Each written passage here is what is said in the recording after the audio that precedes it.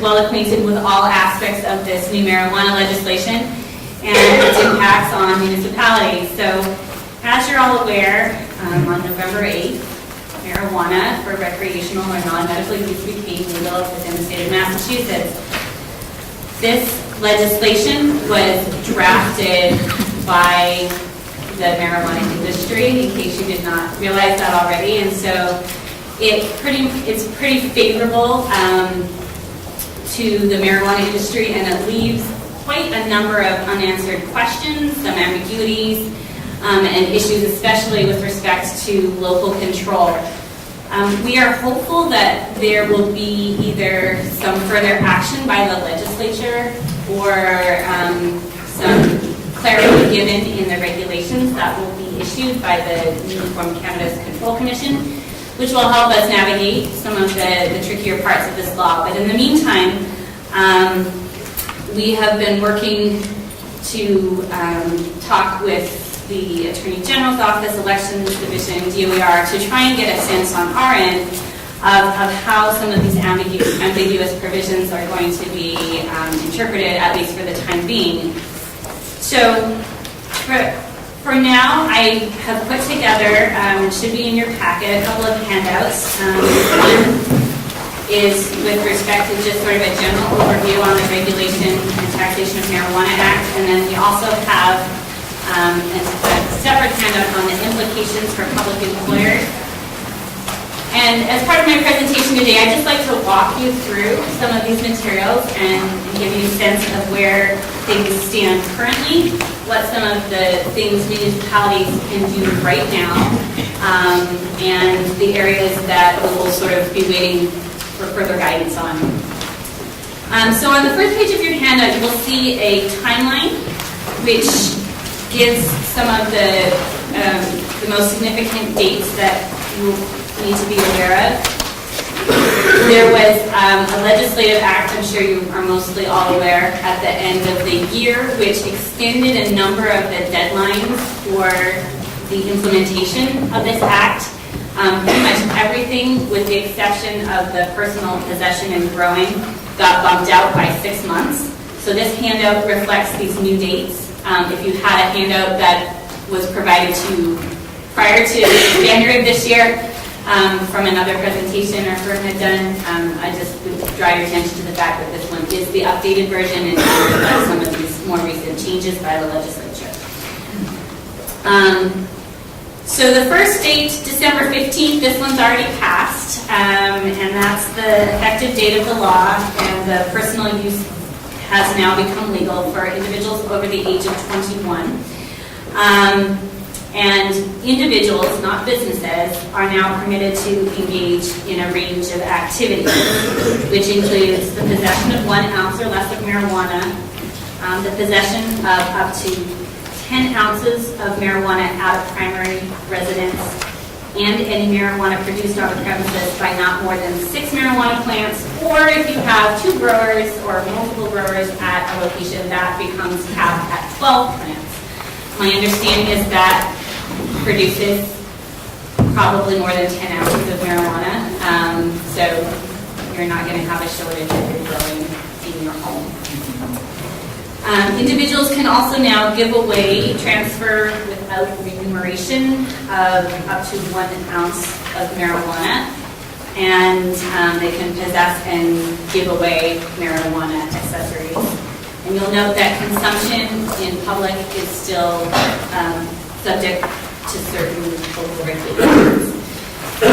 So basically, at this point in time, people can possess and consume for personal use, and that's pretty much where things stand right now. What comes next? So our next date is March 15th of 2018. So we're just about a year away from this, and this is the deadline for this Cannabis Control Commission. There's going to be a 3-member commission appointed by and under the jurisdiction of the state treasury, and they need to be appointed by that date.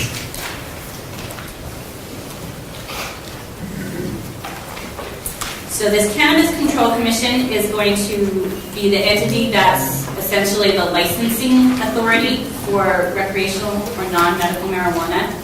I'll just pause for a moment and just note that you're probably all aware that there is a separate regulatory scheme in place for the medical marijuana, and that's under the regulatory authority of the Department of Public Health.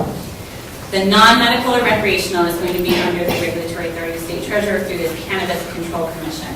So, so that's an important distinction to remember, because the different regulatory schemes and regulatory authorities are going to mean that the local regulation of this plays out in different ways on those two fronts, at least for the time being, till such time as medical becomes obsolete, perhaps because we have the legalized non-medical. But for now, that is still under the jurisdiction of the Department of Public Health.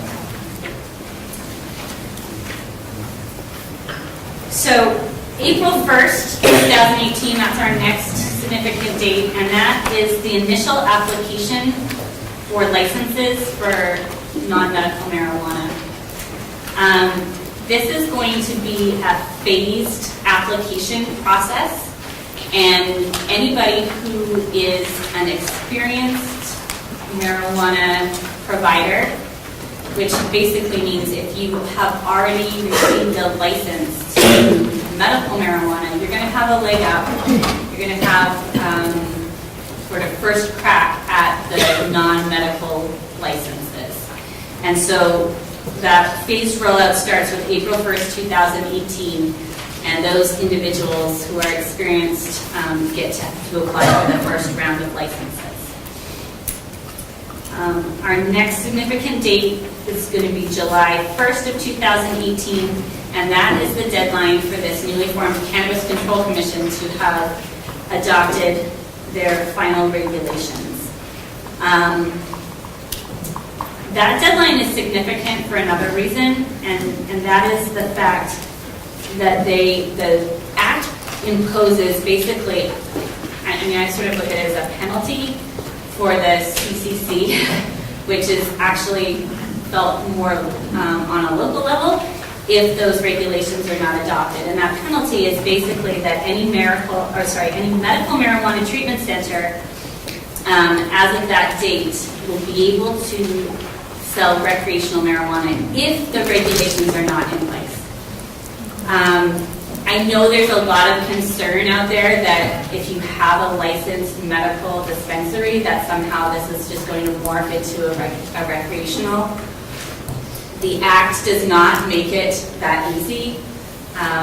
There's going to be, again, as I said, these separate regulatory authorities and schemes, separate licensing process. The only way, as of right now, that your medical marijuana treatment center is going to be able to sell recreational marijuana is if the CCC fails to do a timely regulatory act. So that's the significance of that date. So if the regulations are timely adopted, that's also the time when the first licenses will be issued, because the CCC has 90 days from date of first application to process any marijuana license application. So with these as a backdrop, I'd like to move into some of the more particulars of the Act as it relates to the local control. And in order to do that, I want to make clear that the Act establishes a definition for for a marijuana establishment. And this definition is very broad. It includes cultivators, testing facilities, product manufacturer, retailer, or any other type of marijuana-related business. So remember this term, this marijuana establishment is sort of the sum total of all commercial marijuana enterprise. And that's a term of art within the Act. So when you see that, a marijuana establishment, that's your growers, that's your producers, that's everybody. And then there are some separate, more specific definitions with respect to sort of each of those subcategories, but the overall umbrella is the marijuana establishment. So with respect to the ordinances and bylaws, these are the local controls. The Act provides that municipalities are able to adopt bylaws that regulate the time, the place, and the manner of operations for marijuana establishments, provided, and here's your caveat, that they cannot be unreasonably impractical or conflict with the Act. So they conflict with the Act, that's pretty clear. That's going to be on its face to try and do something that the Act says you can't do. This unreasonably impractical standard is more of a legal term of art, and that just basically means that you can't have a bylaw that, as applied, effectively prohibits your marijuana establishment. So, for example, if you impose an overlay district, that's one little teeny area of land that happens to be undeveloped and is all wetlands and has no access, that would be unreasonably impractical.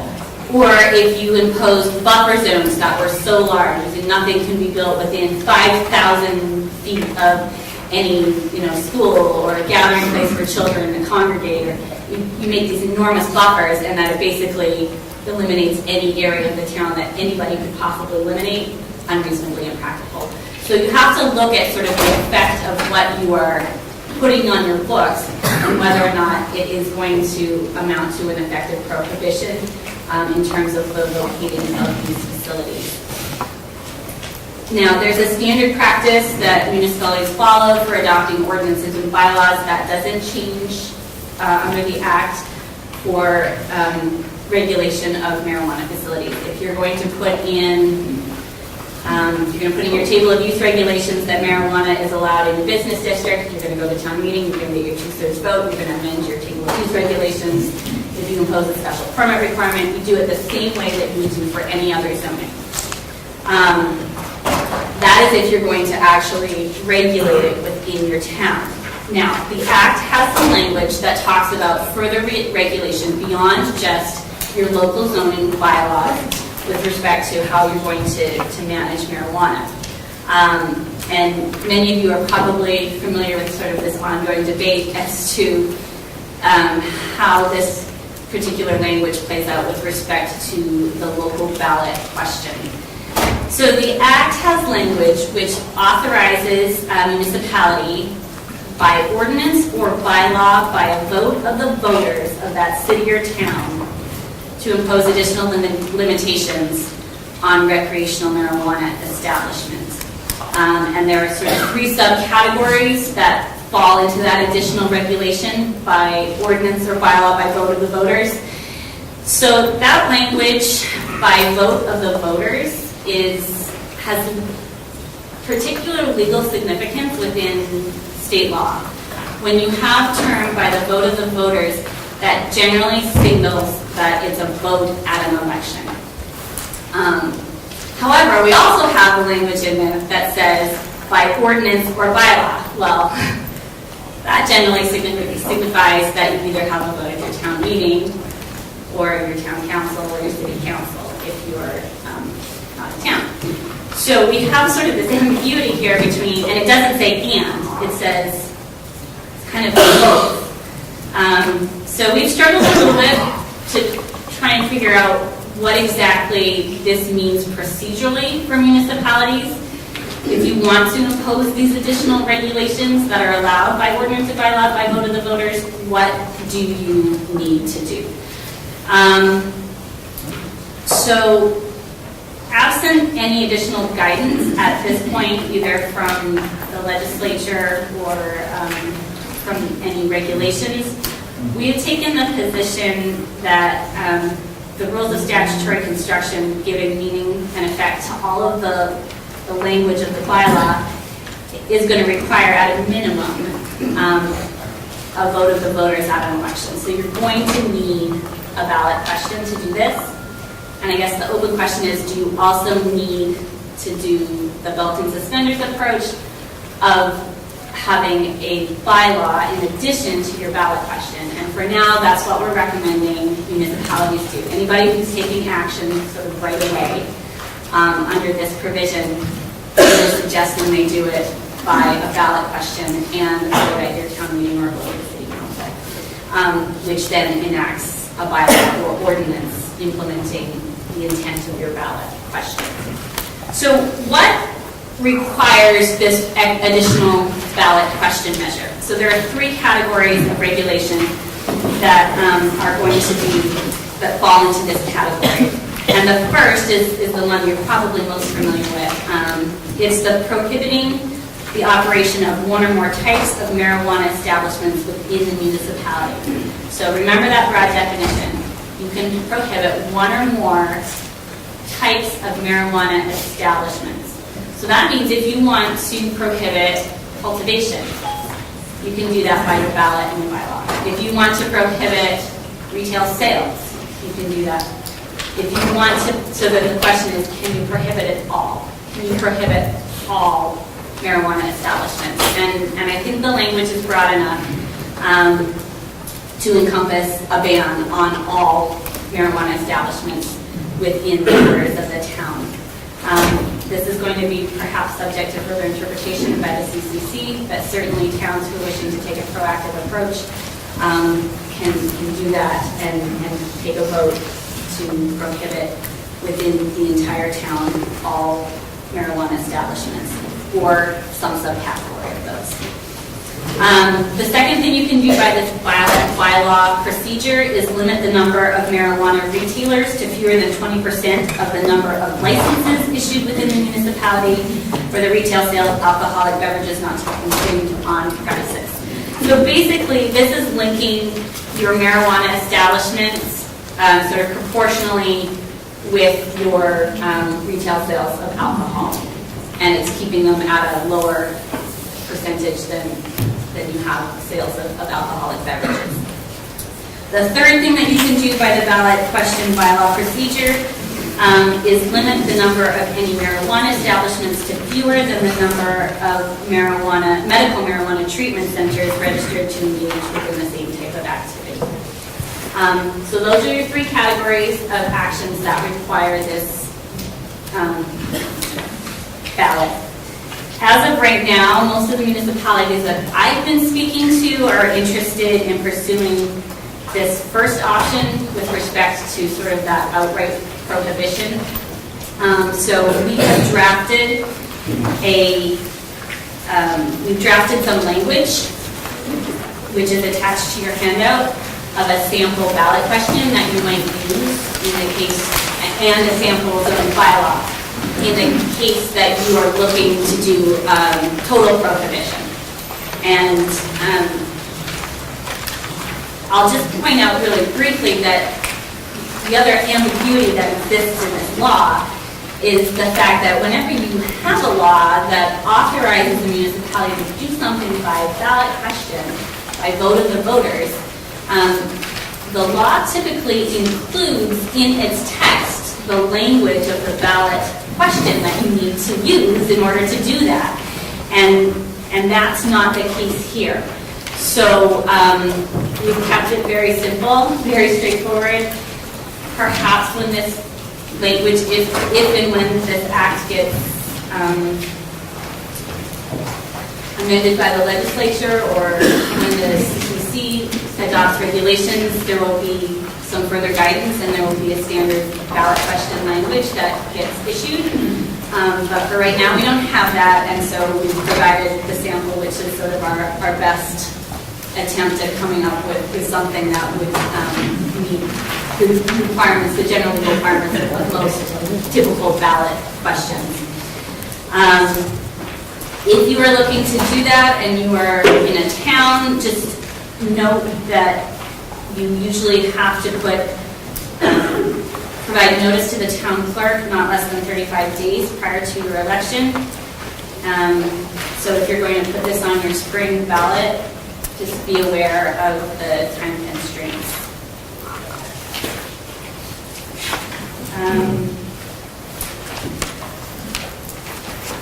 So there's another provision of the Act that has that also involves a ballot question by the town. So it's a little bit confusing because there's these 2 avenues of regulation by ballot. So that first one is just on any municipal election, it's those three categories of prohibition or restriction. And then there's this separate language of the Act which talks about regulating by ballot the on-site consumption. So basically your marijuana cafes. The language of this is a different sort of ballot standard. So if you're in a municipality that wants to allow these cafes, then you have to take the proactive step of going through the ballot question in order to allow them. So it's different than our first round of regulation, which was you take the proactive step of prohibiting. This is the proactive step of actually regulating. It's a different, slightly different process for the marijuana cafes. It's a petition of not fewer than 10% of the number of voters of the city or town voting in the state election preceding the filing of the petition. The ballot question has to be on a state election ballot, which is not the case for the other ones, so you're going to be limited to every 2 years. And then the question is going to be whether or not you allow the consumption of marijuana and marijuana products on premises where sold. So those are your two ballot procedures, and they're a little bit confusing, but as of right now, I think most people are focused primarily on that prohibition side. I think we'll see that this is going to be much more sort of constituent voter-driven, and we want people looking to have sort of the cafes and on-site consumption in the town.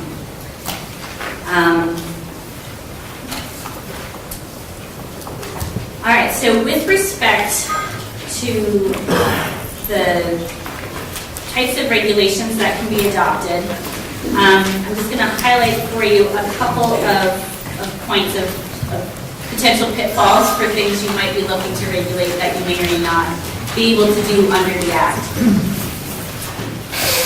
So you cannot prohibit transportation of marijuana within the borders of the town or make it unreasonably impractical.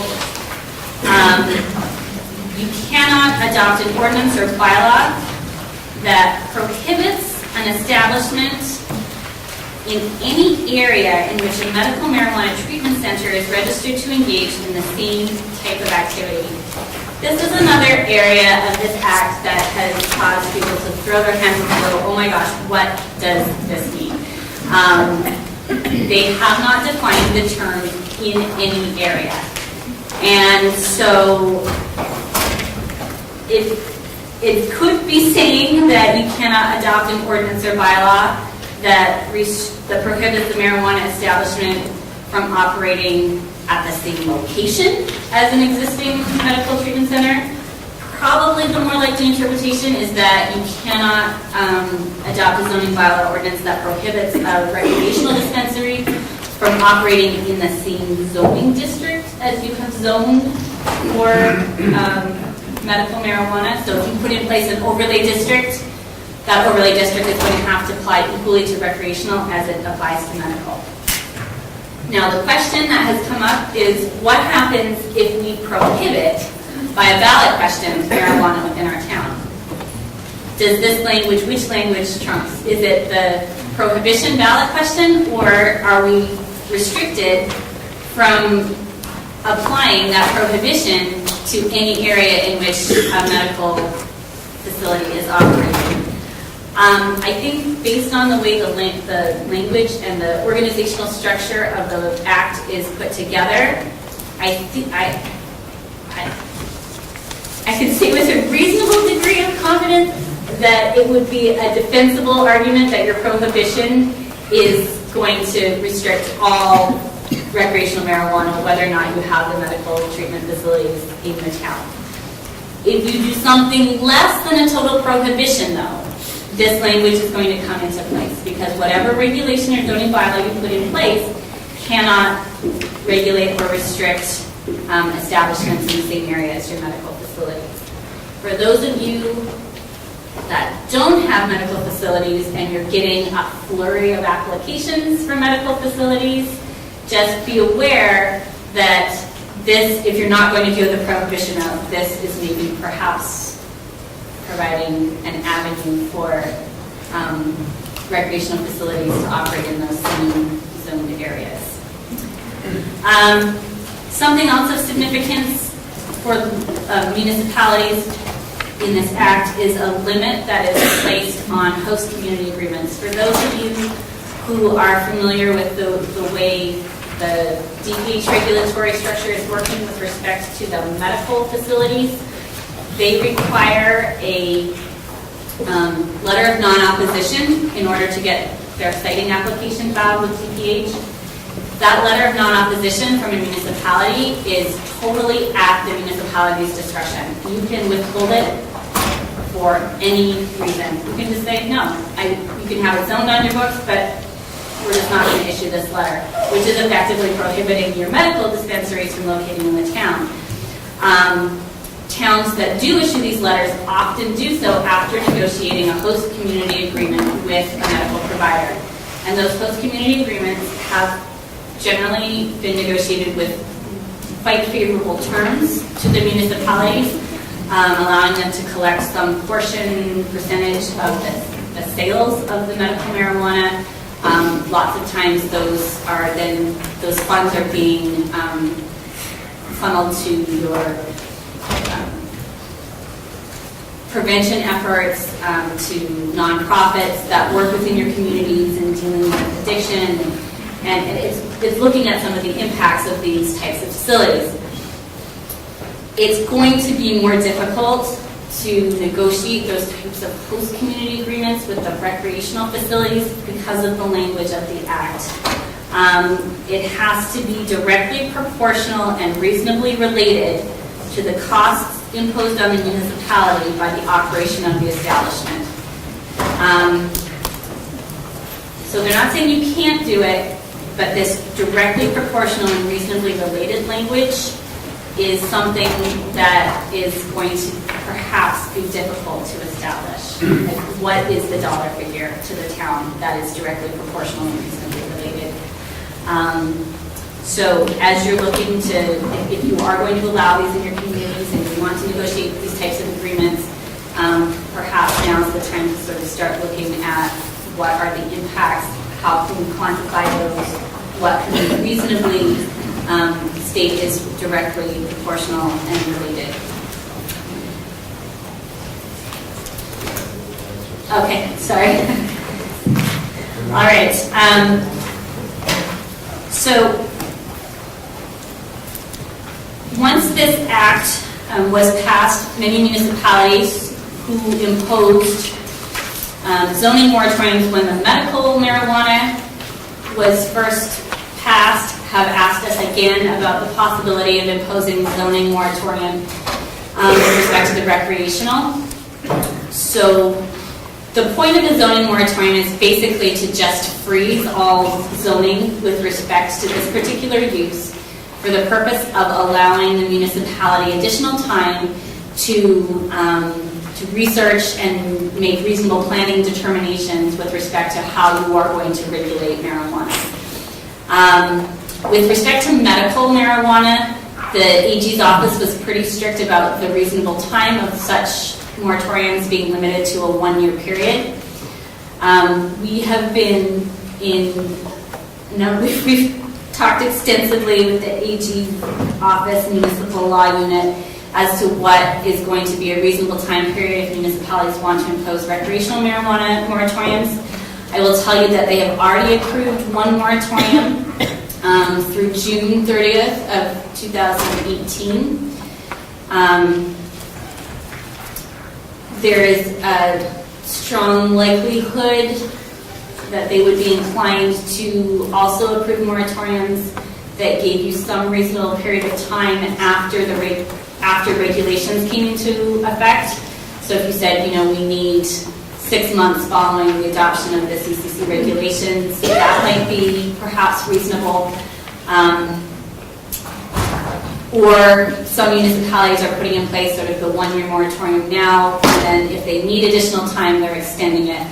In my packet, you'll see language of a model moratorium that you might use if you were looking to impose that. Although I will say with the extension, the 6-month extension of the act and its implementation and the timing of most municipalities' town meetings at which you would be taking these types of regulatory actions, there's just a little bit less panic in that regard as to whether or not you need a moratorium in place, because nobody's going to be applying for a license until April of next year. So you've got a year right now already in which nothing is really happening. So we're basically just telling municipalities, this is your window, this is your time. You can put a moratorium in, you can maybe extend it, but don't delay on your planning. Get started now, decide what you want to do, get stuff in place by town meeting of next year.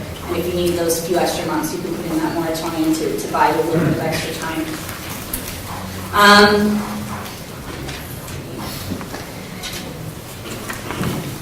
So a couple of other points. When the legislature did these changes in December, they also took marijuana growing out of the state agricultural exception, which basically provided, so there's an exemption in place for farming in Massachusetts, which basically provides municipalities can't zone against farms, sort of a by right use. Marijuana is no longer in that classification, so you're not going to have somebody coming to you saying, well, I have the right under the farming exemption to grow marijuana. Not the case. That's been changed. There's a local option tax provision that allows municipalities to set a local tax of up to 2%. That is going to require approval by your local legislative body. And then just to briefly touch on another area of municipal concern, which is employment issues. So the Act provides that the chapter shall not require an employer to permit or accommodate conduct otherwise allowed by this chapter in the workplace, and shall not affect the authority of employers to enact and enforce workplace policies restricting the consumption of marijuana by employees. So what that basically means is that employers can continue to prohibit their employees from using or possessing marijuana in the workplace or public buildings, and from working while impaired. We do, however, recommend that your drug testing and drug-free policies be updated and clarified to expressly prohibit the use of or impairment by marijuana while working at the municipal premises. So before your drug policy might have said, you're prohibited from operating under the influence of any controlled substance or alcohol.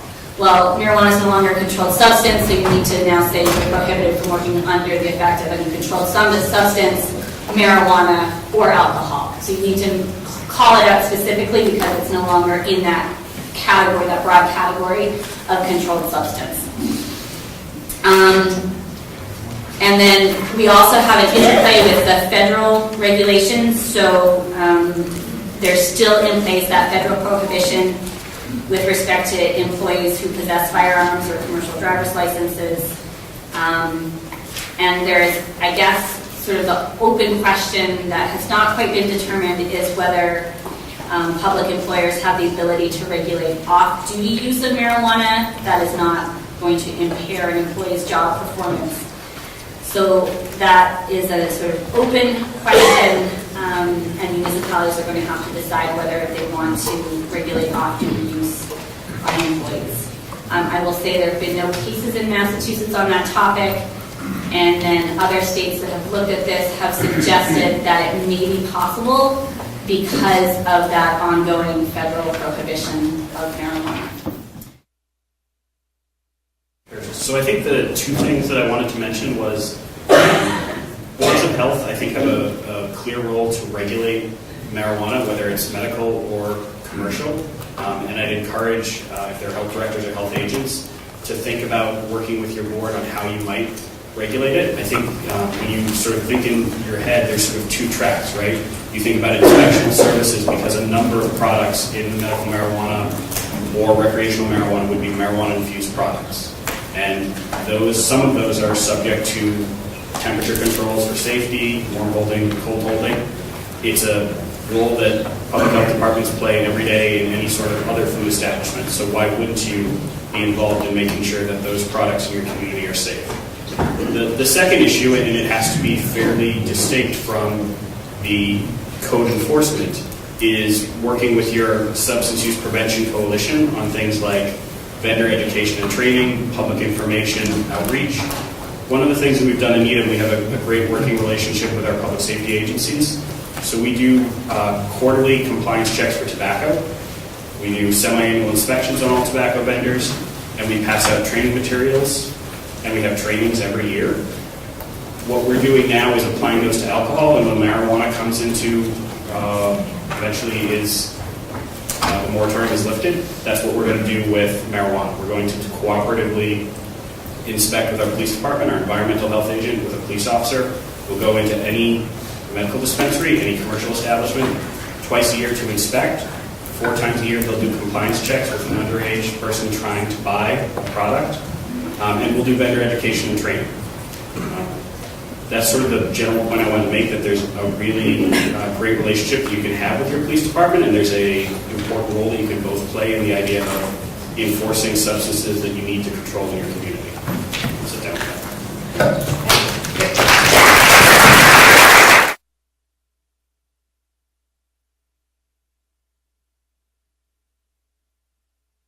A quick answer to Jody's question, which is, well, what about nuisance issues with marijuana, the smell and the like?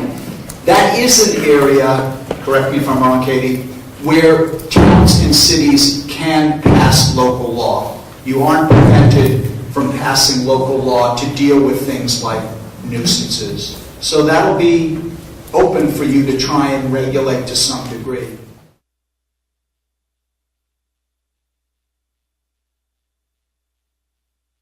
Like so many things with question 4, there's good news and there's bad news. So the good news is communities can do something about marijuana as a nuisance. The bad news is it's very clear you may not regulate, you may not forbid transportation of marijuana products through your community, even if you opt out. And the reason why they did that is they didn't want to essentially cripple the industry by, I can't drive through Lexington, but, I can take my product through Malden. So you're not going to be able to affect transportation.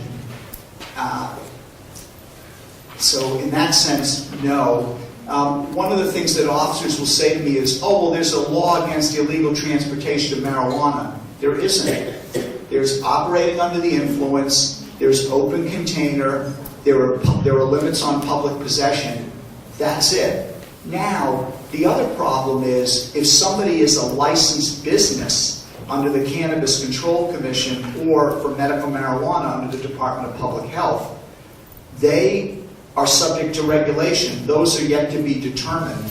But of course they're going to be able to transport their product. That's already in the medical marijuana regulations. And in fairness, the medical marijuana regulations were well done in the sense that there are significant security requirements. There are requirements for the way it has to be transported and, advertisements and the like. So it may not be the Wild West, but it's going to happen.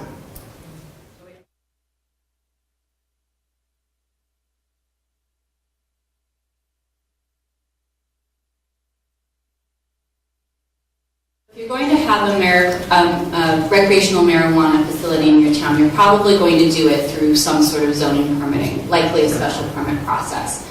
Now, special permit processes allow your zoning board or your planning board, whoever your permit granting authority is, to have some say in how the operation is cited with respect to its impacts on the community. Hours of operation probably are something that could be considered, but you probably are not going to have as much ability to, you're going to have to treat them like other commercial enterprises, probably, unless you can establish sort of your compelling basis for doing otherwise. There are probably less obtrusive ways of dealing with the child issues, for example, your buffer zones. So the scope of your conditioning of your permitting is certainly something that you can consider, but it's going to have to be sort of reasonably related to what it is you're trying to accomplish.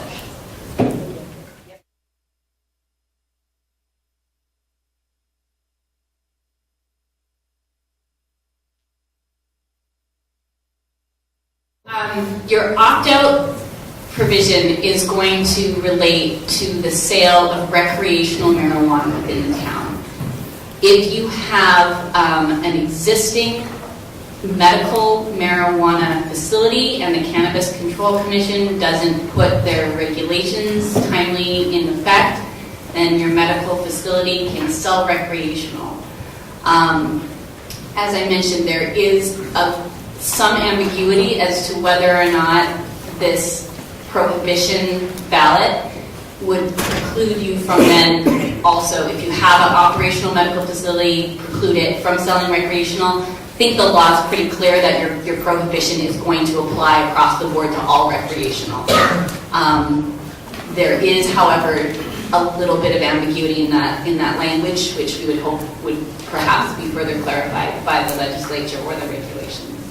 So I think you'll be pretty safe if you do an opt-out town-wide for recreational, and then still allow your medical to operate. If you have operational medical and you prohibit, it's not going to affect those operations. The medical are going to be able to continue to operate.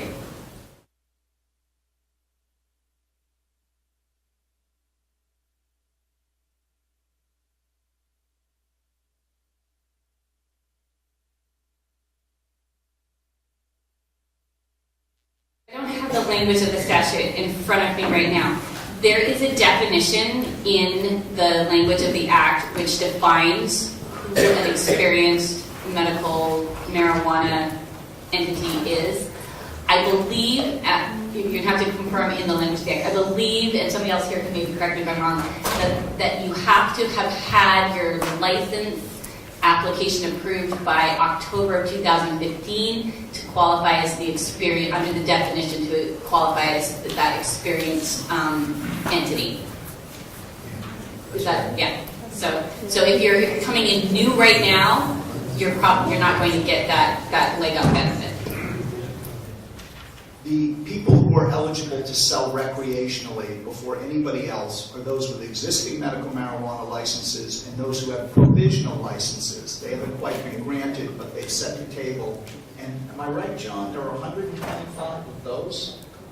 Yeah. So basically, at a minimum, there are 125 provisional licensed people that are going to be able to sell recreationally by operation of law. So what that means is, if the Cannabis Control Commission doesn't issue regulations by July, they're going to be able to sell recreationally without a license at the location where they are currently distributing medical marijuana, whether you like it or not. And they will be participating in future licensing maybe, but it's pretty hard to kind of close the barn door once the sales have started.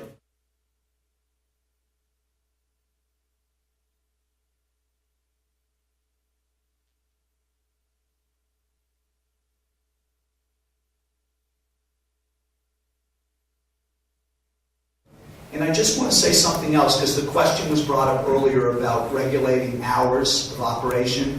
One of the things that's unique about question 4, and I've never seen it in my public and private legal career, is that the regulations say that you cannot have any regulation of this industry that is, quote, unreasonably impractical.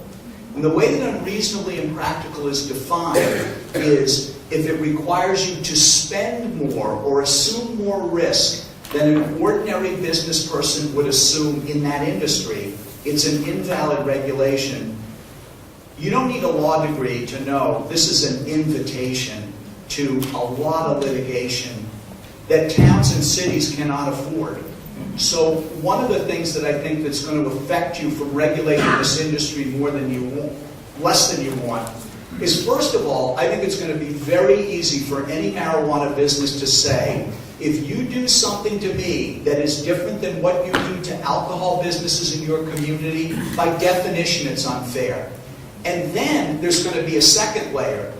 Even if you're doing something that you can justify that you don't do to alcohol businesses, is it unreasonably impractical? Are you forcing me with reduced hours to lose money or assume more risk for my future business than a reasonable person would assume?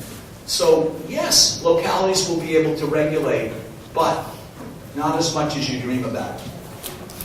So advertising. I don't know what's going on. I have a question back here. Yeah, hold on, we have another man, we're still answering the advertising. Okay, so advertising adds a whole new layer of complication to this, because we then insert First Amendment issues into the regulatory scheme. And there's some pretty strict case law that talks from the U.S. Supreme Court that talks about the burden that goes on commercial advertising. And you have to have, it's a strict scrutiny analysis, and you have to be very careful not to regulate content-based. So it's going to be challenging to regulate the advertising because of that extra layer of federal oversight under First Amendment that comes into play when we start to deal with those types of issues and regulations.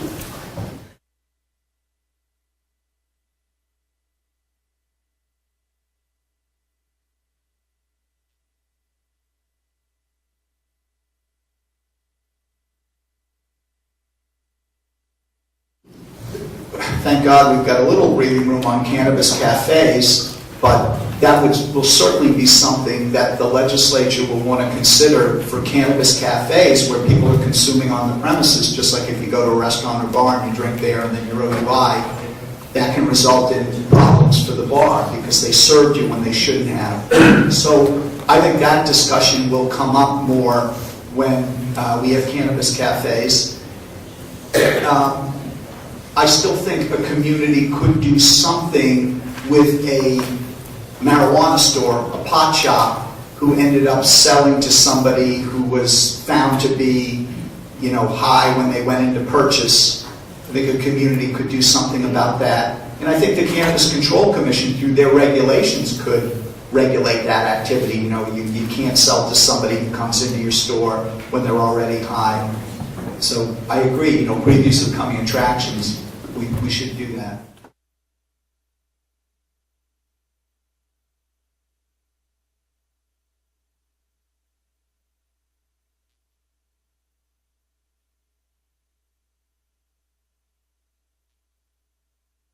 Yeah, no.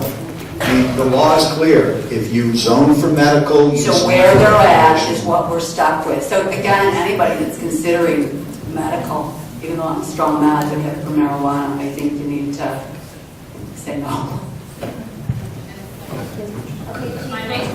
Just one back here, and I'm going to go to the side. One quick follow-up on that is that if you have a zoning district that is broader than you might otherwise want to have recreational in, now is the time to reduce that area in which medical is allowed, and perhaps impose as an overlay or reduce the number of zoning districts in which you permit medical, in case that bylaw, that the act provision of allowing recreational in the same area as medical ends up applying zoning district wide.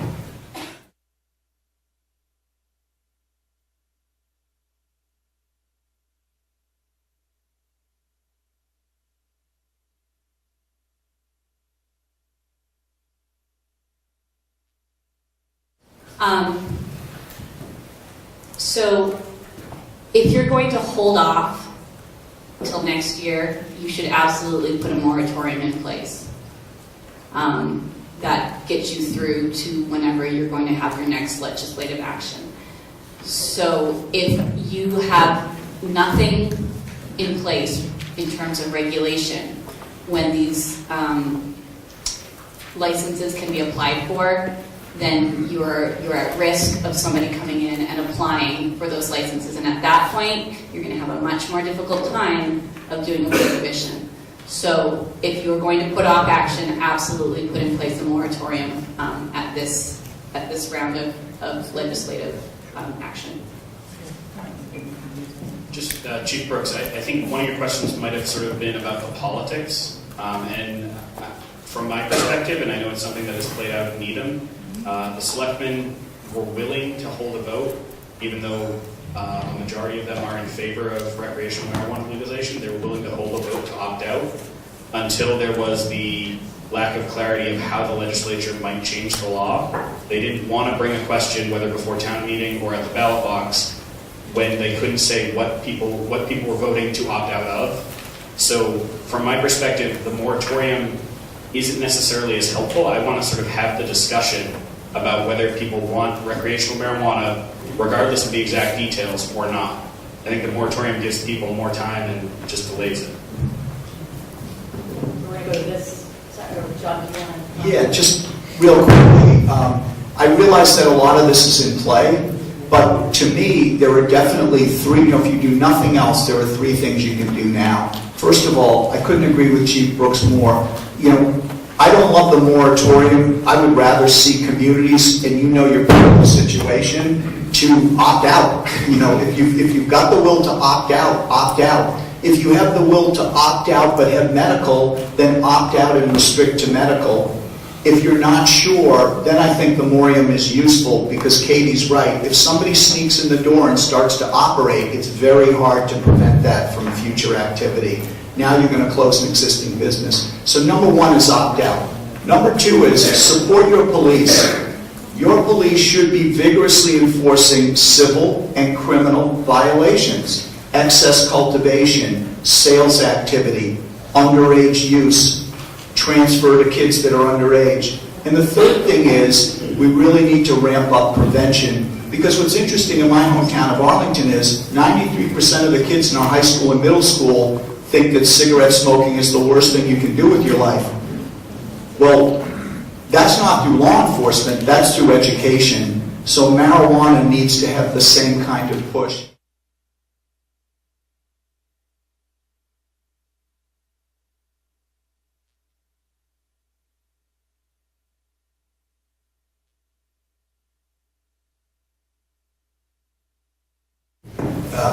I say it's not helpful, and I think it's non-enforceable, and I think state law does trump it, and I think state law says it right in the beginning, question 4.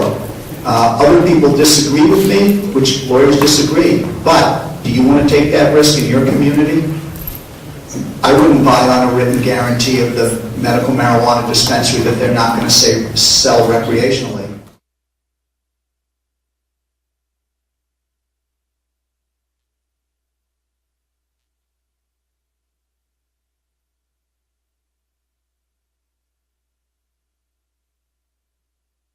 I say no.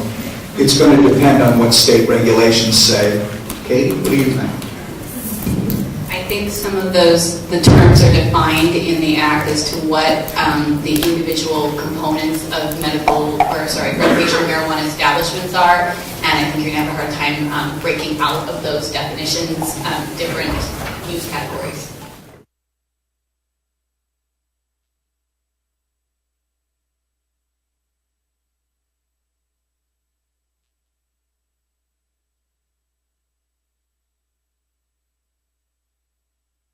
The immediate simple answer is I am sure the nursing home under 270 section 22 is a non-smoking area. So the person may not smoke.